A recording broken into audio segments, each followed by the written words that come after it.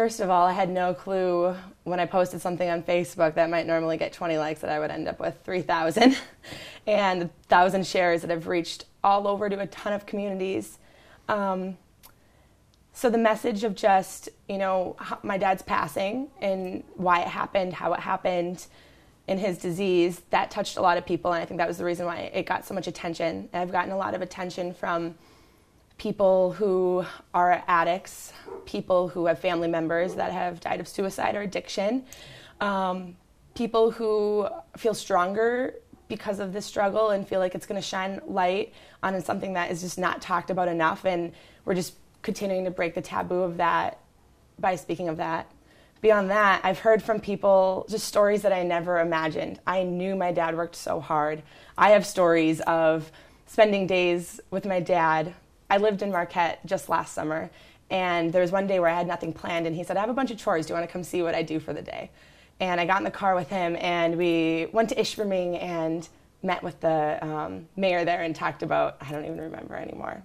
And then we got in the car and we went on another little errand that he had to do to the bank or something. And then we got in the car and we drove to this tiny corner, like when you're on one of those roads in the Upper Peninsula where there's no houses or hardly anything forever. And I'm like, where are we going?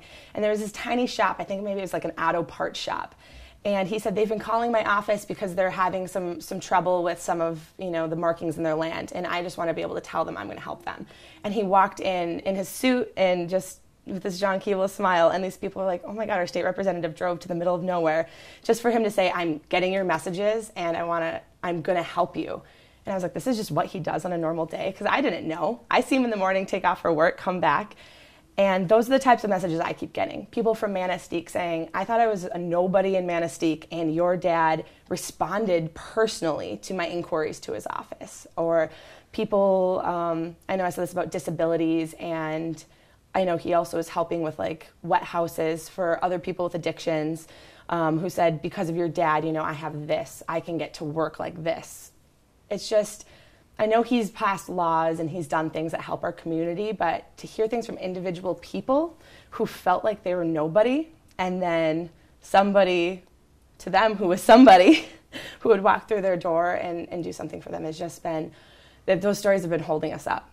And we know they're out there, and I've always known how special he was. I said this online, I thought it was my secret that he was so hardworking and dedicated.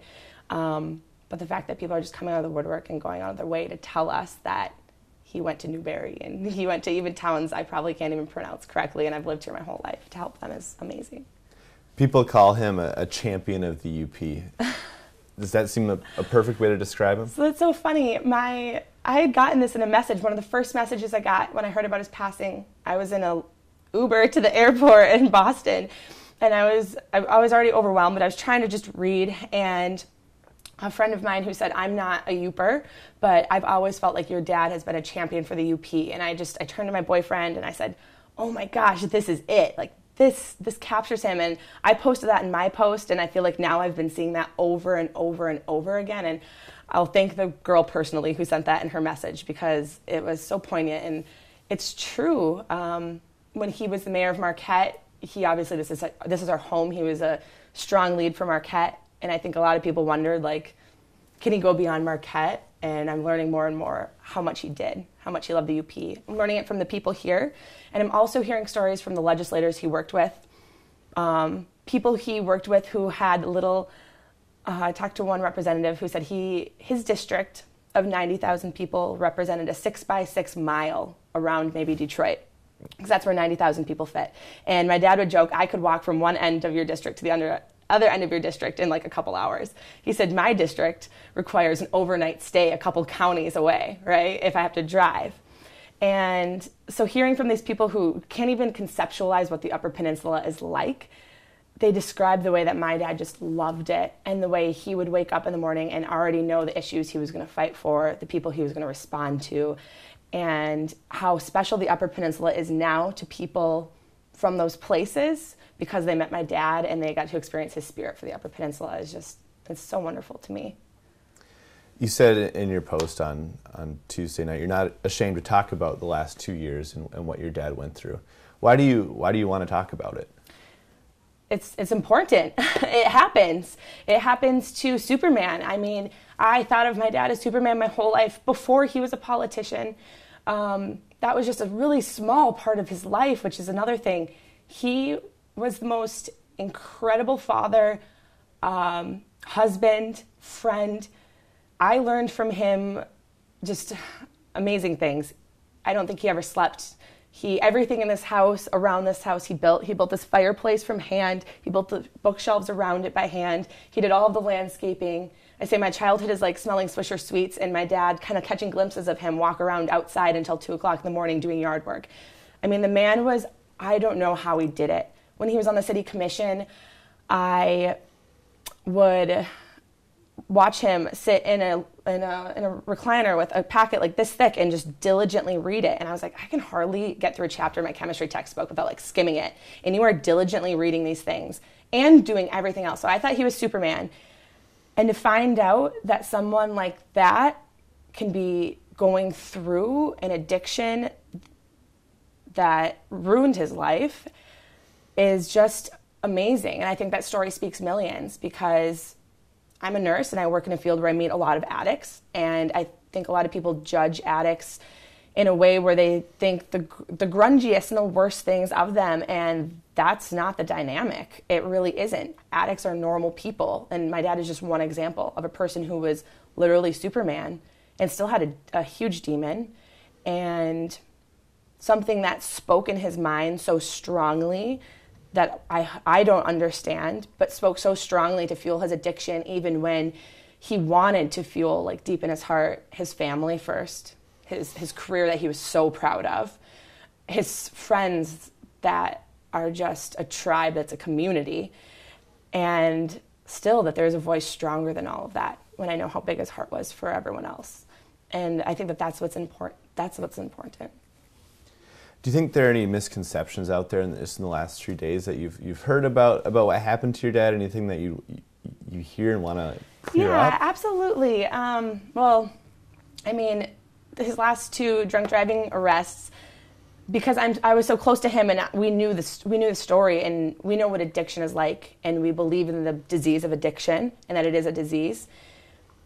You hear the things about the drunk driving, and you see, I mean, I read the TV6 comments, I read the online comments, we're not immune to that, and just the things that almost feel stupid and naive that people say.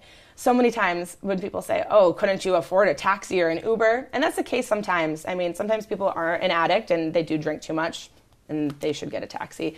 But that wasn't the case with my dad. And it just, there's just naive ways that people think of addiction. They just think of people as some drunk or someone that doesn't care, and that's not what it is. And I think that maybe some people stay stuck in their ways, but maybe this will really open people's minds to what it means, and it'll get attention it deserves, and then from attention it will there will become more resources available, and that'll be helpful. Something that stuck out to me in the last 2 days was what Tom Casperson said on the Senate floor on Wednesday about, obviously your dad is known for bringing all these politicians from different backgrounds together, and what is that? How does that make you feel, that reputation? Oh man, that's what especially right now in this 2017 world. That is everything. I think my dad was a renegade for that before it was cool. I know it was cool in this last election.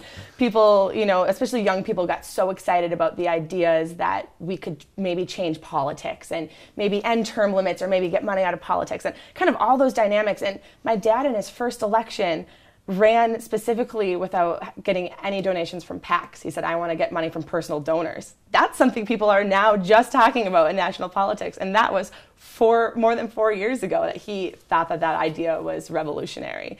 The way that he reached across party lines, I mean, that was something that I would have been proud to advertise for him for a long time. And people would say, well, what do you mean? He works with Republicans. I'm like, how do you get stuff done? For one, our state is run by Republicans. For 2, my dad was a used car dealer, and he knew how to make a sale. And part of that is seeing what you need to do with people. And when you strip a person of their title, you're able to work with them. And that's why he signed all these bills. People from the UP and Democrats right now aren't getting work done. He made friends with people, and he understood people, and they put their parties aside a lot of times because a lot of stuff is nonpartisan. And you're right, in this 2017 climate, it's getting more attention than ever, but I truly, and I hear this from a lot of people in the last few days, that more than ever, my dad felt like one of the first special politicians that they could believe in because of that. And I'll hold on to that forever. You're wearing a shirt from one of his first campaigns. What was your proudest moment of your dad, or what's the proudest memory you hold on to?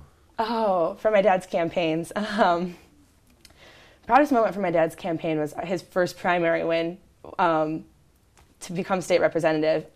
I worked very, very closely with that campaign, me and a very small group of people, because it was a campaign that not a lot of people believed in, and we're proud of that. We're proud that he ran against another Democratic opponent who had more favor than him, and nobody expected my dad to win. Some guy who people thought was a little too moderate and, wasn't in the party enough and, just didn't maybe have the name or was too Marquette. There were so many things about him that, he's a little goofy. He's so funny. And, is this guy could he be? And people dismissed him. And so a small group of us worked extremely hard. That's what we say. We outworked their campaign.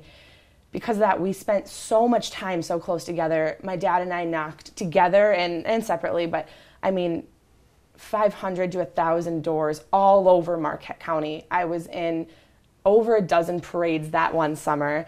We made literally thousands of phone calls, and we met every night on the demographics and who we were calling next and what we were doing. And we won by a margin of 190 some votes, which is like nothing.